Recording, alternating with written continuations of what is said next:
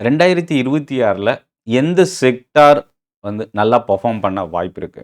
2025ல நான் ஆல்ரெடி சொன்ன மாரி பிஎஸ்யூ பேங்க்ஸ் யாருமே எதிர்பார்க்கல. பட் ஆனா டாப் பெர்ஃபார்மிங் செக்டாரா பிஎஸ்யூ பேங்க்ஸ் தான் மோர் தென் 20% மேல ரிட்டர்ன் குடுத்திருந்தது. ஈவன் பெஞ்ச்மார்க் நிஃப்டி 50 8-10% மட்டுமே ரிட்டர்ன் குடுத்திருந்தது.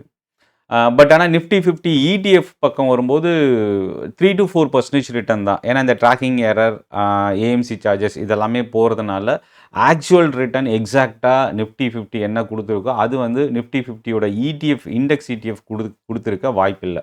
ஸோ ஒரு 3-4% தான் நிஃப்டி இடிஎஃப் நீங்க வாங்கியிருந்தீங்கன்னா 2025ல பெர்ஃபார்ம் பண்ணியிருக்கும். இப்போ இந்த 2026ல எந்த செக்டார் நல்லா பெர்ஃபார்ம் பண்ண போகுது?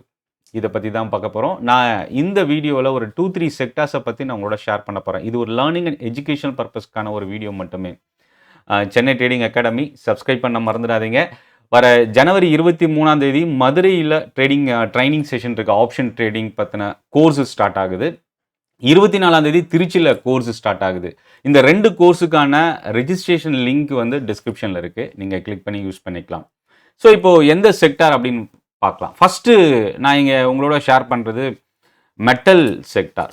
மெட்டல் செக்டார்ல எந்த 2025ல பிஎஸ்யூக்கு அடுத்த இடத்துல மெட்டல் செக்டார் தான் பெர்ஃபார்ம் பண்ணியிருக்கு. அப்ப 2026லும் பெர்ஃபார்ம் பண்ணுமா அப்படின்ற ஒரு கொஸ்டின் இருக்கு. இதுல முதல் விஷயம் என்ன அப்படின்னா, $4,400 கோல்டு கிராஷ் ஆயிருந்தது. 80 to $82 சில்வர் ஒரு ட்ராய் அவுன்ஸ் வந்து கிராஷ் பண்ணியிருந்தது. இது வந்து ப்ரீஷியஸ் மெட்டல். பட் இன்னொரு பக்கம் பேஸ் மெட்டல்ஸ். பேஸ் மெட்டல்ல வந்து பார்த்தீங்கன்னா, காப்பர், அலுமினியம் ஒரு ஸ்ட்ராங்கான ரேஞ்ச் மூவ் ஆகி போயிட்டுருக்கு. காப்பரை பொறுத்த வரைக்கும் $13,000 வந்து பர் டன்னு கிராஷ் ஆயிருக்கு. ரெக்கார்ட் ஹை நேத்தி. அதே மாதிரி அலுமினியம் வந்து பார்த்தீங்கன்னா, $3,000 வந்து கிராஷ் பண்ணி ஒரு டன் வந்து கிராஷ் ஆயிருக்கு. All time high. ஸோ இப்போ இந்த ஸ்டாக் மார்க்கெட்டுக்குள்ள இந்த ப்ராடக்ட் ரிலேட்டட் கம்பெனிஸ் வந்து நம்ம 2026ல பெர்ஃபார்ம் பண்ணுமா அப்படின்ற ஒரு கொஷின் இருக்கு. எதனால base metal, precious metal, gold, silver, precious metal, other metals வந்து பார்த்தீங்கன்னா பேஸ் மெட்டல் அப்படின்னு சொல்லுவோம்.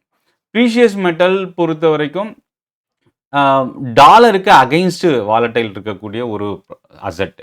ஆனால் டாலர் ஸ்டில் இன்னும் ஸ்ட்ரென்தன் இருக்கும்போது கோல்டு, சில்வர் தொடர்ந்து இன்க்ரீஸ் ஆகிட்டு இருக்கிறதுக்கு குளோபல் கண்ட்ரிஸோட ரிசர்வ் டிமாண்ட் அதிகமாக இன்க்ரீஸ் ஆகிருக்கிறது ஒரு ரீசனாக பார்க்கலாம். பாலிசி சேஞ்சஸ், டேரிஃப் இதெல்லாமே காரணமாக நம்ம ஒரு பக்கம் எடுத்துக்கலாம். இன்னொரு பக்கம் இந்தியா வரும்பொழுது எஃப்ஐஎஸ் வந்து தொடர்ந்து மார்க்கெட்டில் இருந்து ஃபண்டை வெளியில் எடுத்துகிட்டு இருக்கிறாங்க. கோல்டு, சில்வர் பக்கம் எடுத்துகிட்டு போகிறாங்க அப்படின்ற ஒரு நியூஸும் இருக்குது. இப்போது பேஸ் மெட்டல்,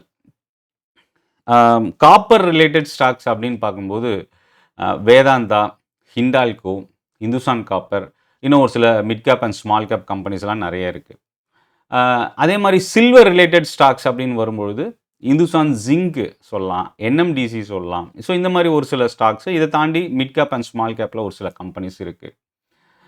சில்வர் ரிலேட்டட் கம்பெனிஸ்ன்னு வரும்போது டைரெக்டாகவே வந்து இந்துஸ்தான் ஜிங்க் இம்பேக்ட் இருந்தாலும் வேதாந்தாவும் அவங்களோட டைவர்சிஃபைடு மெட்டலில் வந்து சில்வர் இருக்கிறதுனால வேதாந்தாவும் நம்ம கவனிக்கலாம்.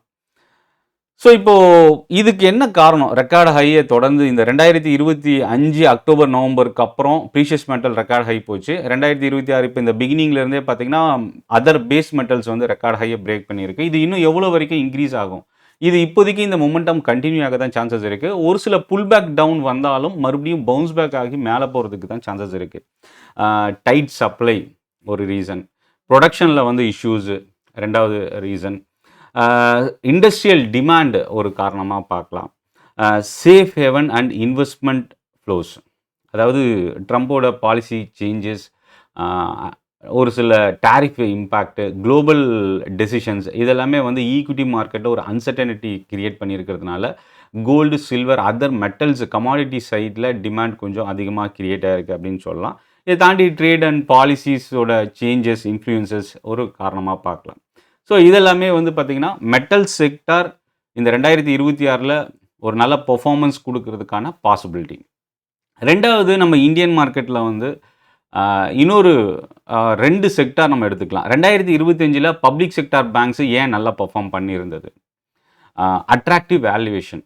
ஏன்னா நிஃப்டியோட வேல்யூவேஷனில் பிஎஸ்யூ பேங்க்ஸோட வேல்யூவேஷன் ரொம்ப குறைவாக இருந்ததும் அட்ராக்டிவாக இருந்ததும் ஒரு காரணமாக பார்க்கலாம். வாரா கடன், இன்ட்ரெஸ்ட் மார்ஜின் பெரிய அளவுக்கு, நெட் ப்ராஃபிட் மார்ஜின் பெரிய அளவுக்கு இம்ப்ரூவ் ஆகாமல் போனது, இதெல்லாமே வந்து பிஎஸ்யூ பேங்க்ஸில் இருக்கிற பிரச்சனையாக இருந்தாலும் அதை கவர்மெண்ட் கையாளுற விதம் தொடர்ந்து அடுத்தடுத்த க்ரோத். நியர்லி 12 பிஎஸ்யூ பேங்க்ஸ் வந்து 4 to 6 பிஎஸ்யூ பேங்க்ஸாக ரெடியூஸ் பண்ண போகிறாங்க, மர்ஜ் பண்ண போகிறாங்க அப்படின்ற ஒரு நியூஸு, இதெல்லாமே ஒரு பாசிட்டிவ் சென்டிமெண்ட்டாக எடுத்துகிட்டு வந்திருந்தது. இதை தாண்டி லிக்விடிட்டி ஃப்ளோ வந்து ஆர்பிஐ எடுத்துகிட்டு வந்தது இன்னொரு காரணம். ருப்பியோட ஸ்ட்ரென்தனிங்காக ஆர்பிஐ எடுத்த டெசிஷன்ஸு பேங்கிங் செக்டருக்கு, முக்கியமாக பிஎஸ்யூ பேங்க்ஸுக்கு ஒரு பாசிட்டிவ் சென்டிமெண்ட்டாக இருந்தது. ஸோ இந்த 2026 பிஎஸ்யூ பேங்க்ஸ் நல்லா பர்ஃபார்ம் பண்ணுறதுக்கு வாய்ப்பு இருக்குது. அடுத்தது ஐடி செக்டார்.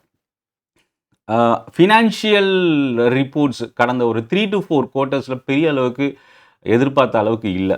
ஸோ அதனால் ஐடி ஸ்டாக்ஸ் வந்து ஸ்ட்ரகிள் ஆகிட்டுருக்கு. ஆனால் இதில் நம்ம இன்னொரு விஷயம் தெரிஞ்சிக்க வேண்டியது என்னென்னா, அமெரிக்காவோட மார்க்கெட் இந்த அளவுக்கு ஒரு ஸ்ட்ராங்கான ஒரு பூம் ஆனதுக்கு, ஒரு அவுட் பர்ஃபார்மிங் மார்க்கெட்டாக அமெரிக்காவோட மார்க்கெட் டேர்ன் ஆனதுக்கு 2025 ஒரு முக்கியமான காரணம் டெக்னாலஜி ஸ்டாக்ஸு, முக்கியமாக என்விடியாவை சொல்லலாம். ஸோ இந்த மாதிரி டெக்னாலஜி ஸ்டாக்ஸோட பெர்ஃபார்மன்ஸ் வந்து அமெரிக்காவோட மார்க்கெட் தொடர்ந்து ரெக்கார்ட் ஹை 2025 கிராஸ் பண்ணி இன்க்ரீஸ் ஆகிறதுக்கு ஒரு ரீசனாக இருந்தது. பட் ஆனால் அது இந்தியாவில் அந்த ஒரு சென்டிமெண்ட் வந்து இங்கே இல்லை கண்டினியூ ஆகலை அப்படின்னு சொல்லலாம். ஸோ அப்போது என்னென்னா, இந்த கேப் அமெரிக்காவோட டெக்னாலஜி இன்க்ரீஸ் ஆகிறதுக்கும் இந்தியாவோட டெக்னாலஜி ஸ்டாக்ஸ் ஸ்ட்ரகிள் ஆகிறதுக்கும் என்ன காரணம் அப்படின்னா, ருப்பி ஃபால் வந்து ஐடி கம்பெனிஸ்க்கு ஒரு பெனிஃபிட். ஆனால் இந்த டாரிஃப் இம்பேக்ட் வந்து ஒரு பெரிய பாதிப்பை ஏற்படுத்தி இருந்தது. அடுத்தது கம்பெனியோட குவார்ட்டர்லி ரிசல்ட் ஒவ்வொரு குவார்ட்டரும் பெரிய அளவுக்கு இம்ப்ரூவ் ஆகலை. அட்ரிஷன் லெவல் இன்க்ரீஸ் ஆகிட்டு இருக்கிறது, மார்ஜின் வந்து பெரிய வீக்னஸ் கிரியேட் ஆகிறது, இதெல்லாமே ஐடி செக்டார். ஸோ இப்போ இந்த 2026 நிஃப்டி 50 இந்த ரெக்கார்ட் ஹைக்கு அதாவது நியர்லி 26,000க்கு மேலே சஸ்டெயின் ஆகிற வரைக்கும் ஐடி செக்டாரில் ஒரு பவுன்ஸ் பேக் வந்து நம்ம நியர் டேர்முக்கு எதிர்பார்க்கலாம். இதை தாண்டி 2026 ஏப்ரலுக்கு அப்புறமும் நிஃப்டி சஸ்டெயின் ஆகுது 26,000க்கு மேலே அப்படின்னா அதர் செக்டாரான ரியல்டி செக்டார் நம்ம கவனிக்கலாம். ஸோ இந்த செஷன் உங்களுக்கு யூஸ்ஃபுல்லாக இருக்கும் அப்படின்னு நினைக்கிறேன்.